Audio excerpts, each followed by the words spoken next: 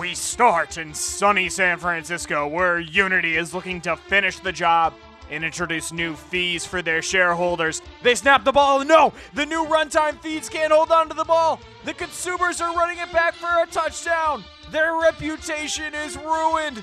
John Ricky Tiki Tavitello, get out of here!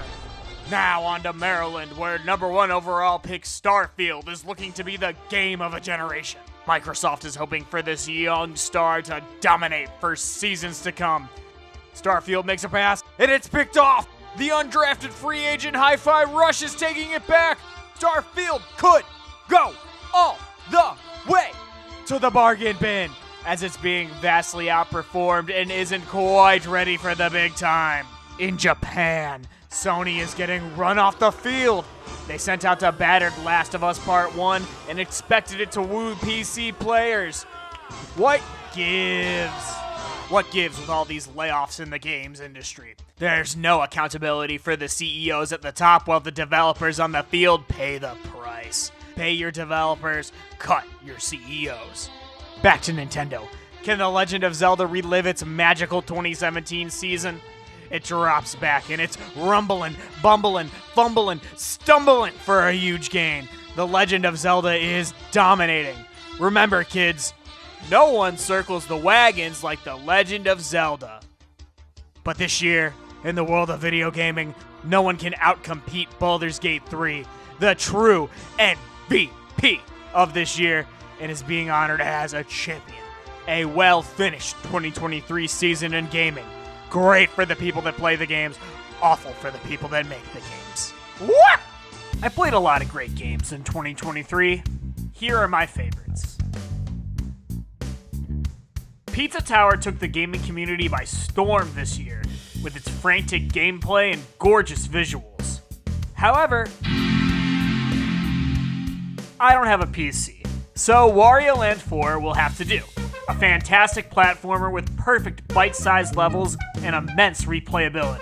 Combine this with some fun settings and great-looking pixel art, and you'll have a wonderful time. I didn't have time to fully play Super Mario Wonder yet. Please don't sue me. In a year mostly defined by massive games that go on for hundreds and hundreds of hours, I've found myself gravitating to mobile games more than I ever have before. There's something refreshing about just playing a game for 5 to 10 minutes at a time. And I've played no other game for 5 minutes at a time than Marvel Snap. It's just a fast, fun card game with a low barrier to entry.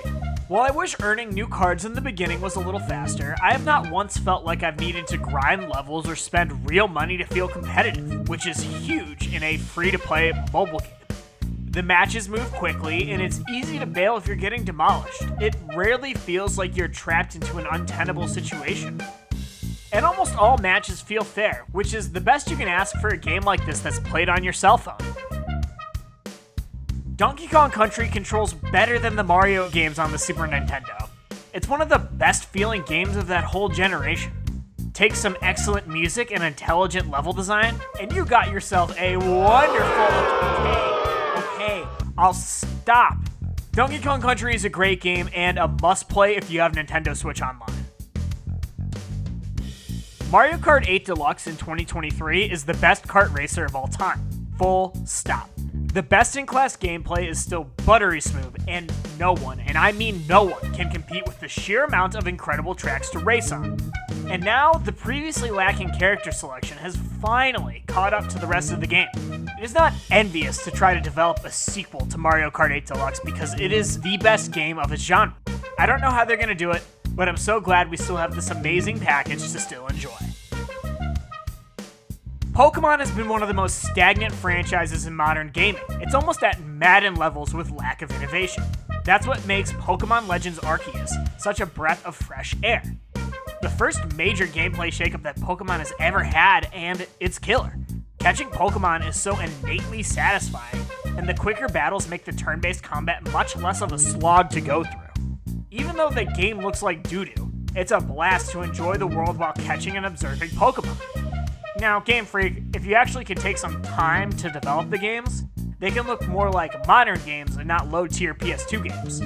Pokemon should change more things more often, especially if these are the type of games we're going to get. just gonna ignore Scarlet and Violet here. Yeesh. Before this year, the only Kirby game I liked was Kirby Air Ride. None of the other Kirby games ever appealed to me, so I never checked them out.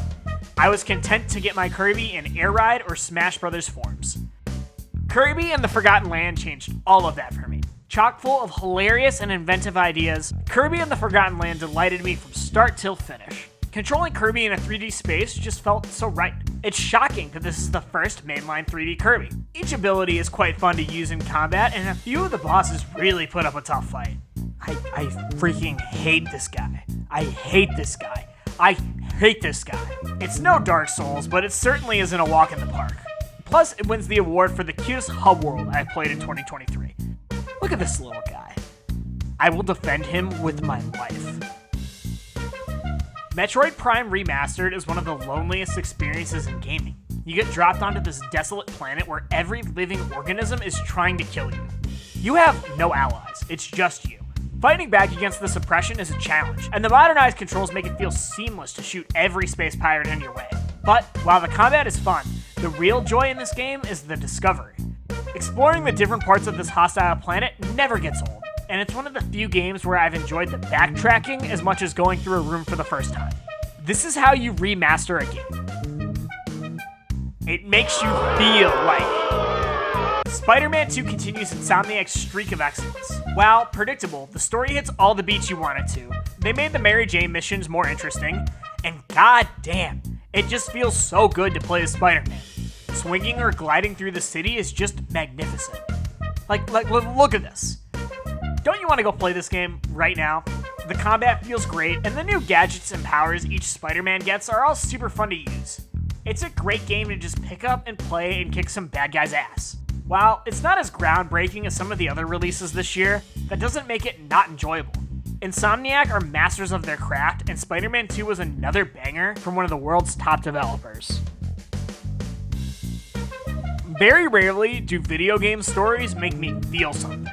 Compared to movies and television, writing and storytelling in video games is just way behind the eight ball.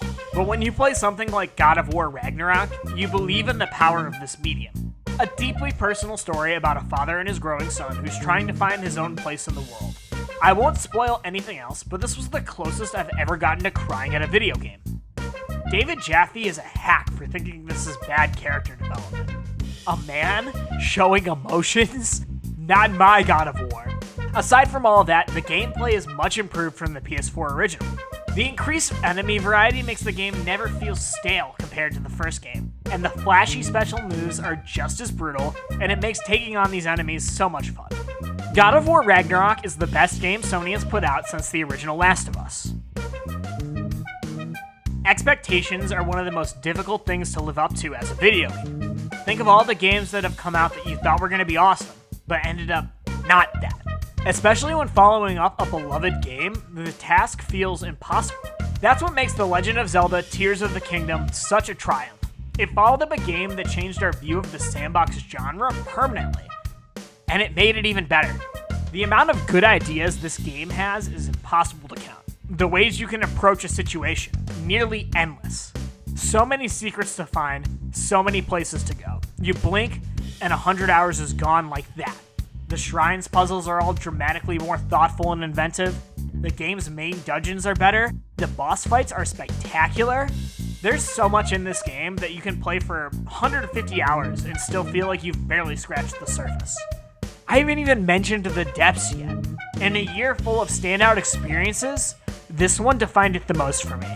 Not just my favorite game of 2023, but now one of my favorite games of all time.